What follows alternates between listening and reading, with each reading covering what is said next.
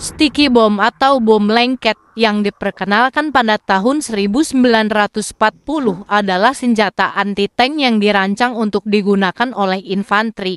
Keunikannya terletak pada lapisan luar yang lengket, memungkinkan granat ini menempel pada permukaan lapis baja saat dilemparkan.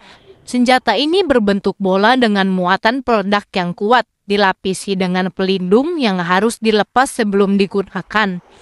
Setelah menempel pada target, granat ini akan meledak, berpotensi merusak atau melumpuhkan tank lawan. Meskipun cukup efektif melawan kendaraan lapis baja dan berguna dalam penyergapan, sticky bomb juga memiliki kekurangan. Senjata ini sulit ditangani dan diangkut karena sifatnya yang lengket dan rapuh.